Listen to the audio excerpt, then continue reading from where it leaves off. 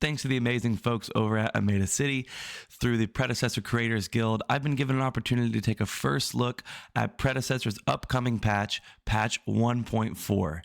This patch is absolutely massive and has some changes for every single hero in the game. It's also going to bring us our next Predecessor hero, Boris, who's going to be charging his way into Sanctuary. We got a lot to cover in this patch, so let's get to it. Khaimera is a standout favorite amongst the crowd in Predecessor. This is a hero that is a scrapper, a fighter, a kind of an off-tank style bruiser who's most exclusively played in the jungle, though some people will attempt him in off lane. He belongs in the jungle. He's had some baseline stat changes that have shifted a lot of his power to the late game, but as far as actual ability changes, we're going to go over those now in detail. His passive Spirit Regeneration has seen a little bit better healing in the late game, as the HP regeneration has a higher cap.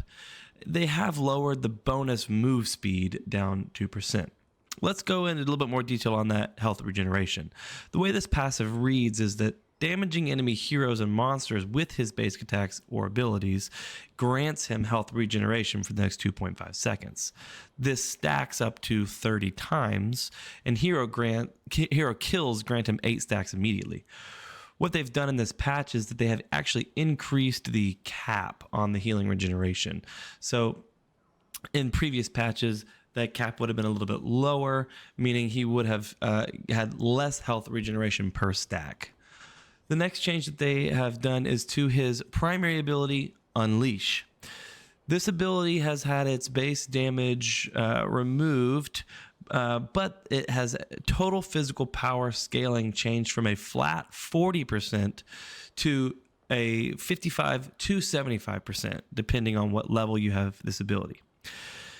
The cooldown has been reduced across all levels, and the resource cost has come down 10.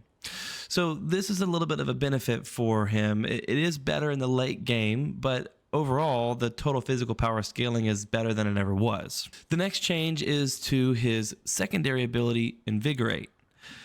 This ability cleanses Khaimera of debuffs and heals him for a certain percentage of his maximum health. In this patch, they have changed the scaling healing down 1% in all levels, and they have increased the healing or the health regeneration scaling by 100%. Meaning later in the game, Khaimera will benefit from this heal more so than he did or does in the beginning of the game. The only other change that they've brought to this ability is that the resource cost has come down 20 in the later ranks of this ability. The next change is to his alternate ability, Ambush. This ability has gotten some extended range as it's increased the range by 150, so you could leap a little bit further than in previous patches.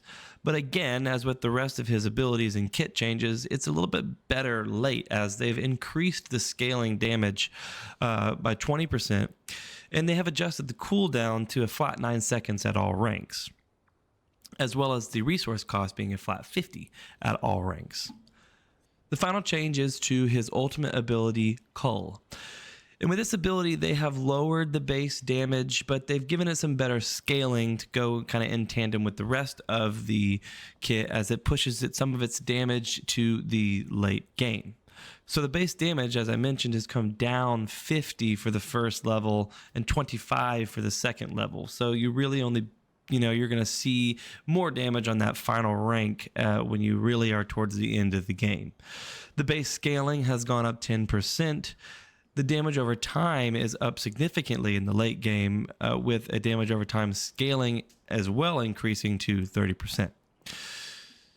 In an exchange, the cooldown is lowered in the first 2 tiers of this ability, giving him a little bit more uses as he's playing through the game.